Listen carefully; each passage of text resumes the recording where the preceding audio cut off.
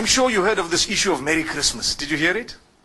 You heard it. Oh, so people started saying, Mufti Menk said you shouldn't say Merry Christmas to the Christians. I'm sure you heard that.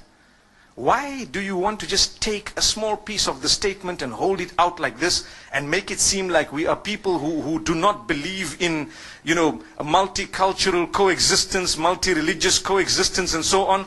Let me tell you, I was asked about it recently in Singapore. And the reason I'm making mention of this is to show you that, look, we're not stupid. But sometimes people who want to look at it based on how the media has portrayed it may come to a decision or a conclusion that is not enlightened. They haven't considered everything. So what happened? You see, I grew up in Zimbabwe. We interacted from a young age with the Hindus, the Christians, the Jews, those who are from the African traditional faiths and so on, and we got along. We mixed in the schools from a young age, and as I grew up, I went to a high school that was purely Christian Catholic. That was the best option we actually had. They allowed me whatever I had, and obviously we catered for them, they catered for us. There was a lot of respect, and that's how we developed. Okay? However, when it came to Christmas, there were so many Christians who didn't believe in it. They said, no ways, this is wrong. I recall a young boy, I even know his name, and he was with me. He didn't used to like to participate in religious studies because he belonged to a certain sect of Christianity. And he used to say, these guys don't know what they're talking about because X, Y, and Z, and he gave his reasons. That's not the topic today. But there are Christians who don't believe in Christmas. They don't participate in it. Is there anything wrong if they don't believe in Christmas, Christians? There's nothing wrong. They didn't participate in it. There's nothing wrong. But the minute they put a block on someone else who believes otherwise, then there's a problem. That's what we're saying. So the question you have to ask yourself, did you stop people from celebrating what they want? No. Did you ban them? No. Did you disallow them? Did you spread hatred against them? No. All you said is, Lakum dinukum waliya din. You have your faith and I have mine. So as we grew up, there were a few Hindus who were with me at school. One of them used to eat beef. And I asked him, I said, how come you eat beef? Isn't this supposed to be one of the gods that you consider, a god with respect to them, with due respect to them? But he says, no, this is a special beef. I didn't understand that, but it was just that, okay, I'm not such a strict Hindu. That's what it meant. There were other Hindus who would tell him, listen, you are wrong. There were other Hindus who told him you are wrong. And there were other Hindus who tried to correct him. But he kept on eating it. And then, when it came to Eid al-Adha of the Muslimin, they would never congratulate us. Why? Because we are sacrificing or slaughtering their God, so to speak. We never ever felt bad. Don't expect, and please don't expect a Hindu to tell you Eid Mubarak at Eid al-Adha. Respect them and understand that what you are doing is blasphemous to them, but they've allowed you to continue. It doesn't mean they hate or they are intolerant. It just means that they believe differently and they have a separate system of belief, and it would be insulting to them to actually come onto this side here and tell you, look, as much as you're cutting my God, but well done, welcome, enjoy it, enjoy that. You don't expect it. Come on, use your brain.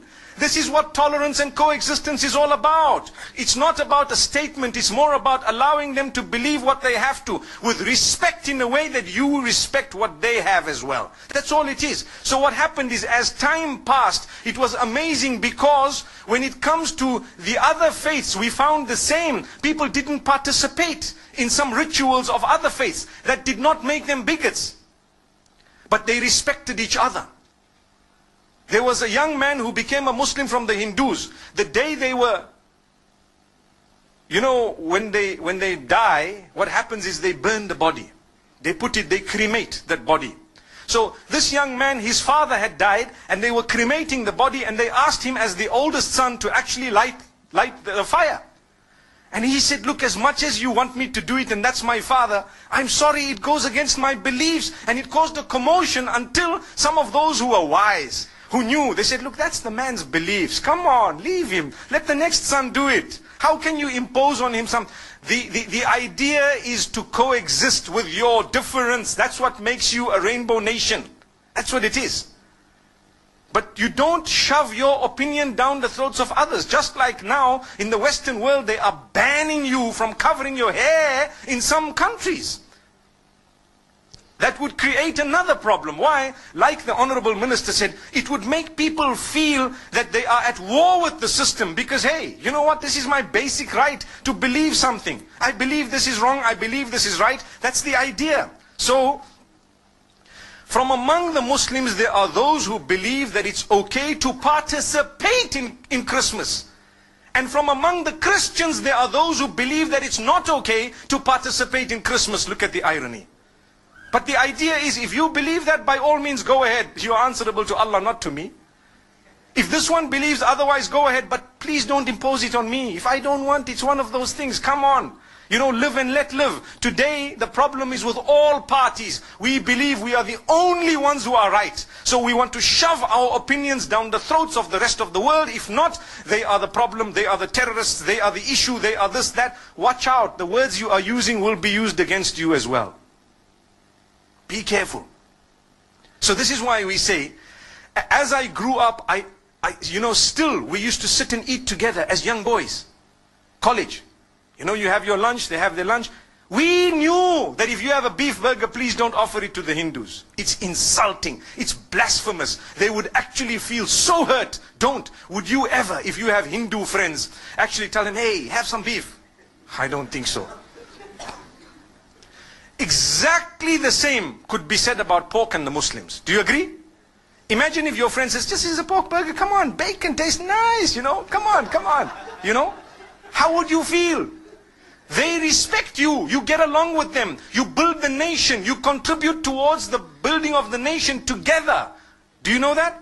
But you have different dietary restrictions which are respected. So, this is something that we need to talk about. It's got nothing to do with this person is intolerant. There is a big difference between difference of opinion and intolerance. Very big. I can differ with you right now. I can differ with you on 100 matters, but I'm so tolerant. I promote tolerance. I promote coexistence. I promote the fact that all of us should contribute towards the development of our nation. Here in Malaysia, you have people, you have the Chinese, you have the Malays. On the other hand, you have Muslims, you have Buddhists, you have perhaps people who belong to Christianity, maybe even, you know, Jewish people, whatever other faiths. I don't know how the nation is made in terms of, you know, the various faiths, but I'm sure there are more than 20 or 30 different faiths.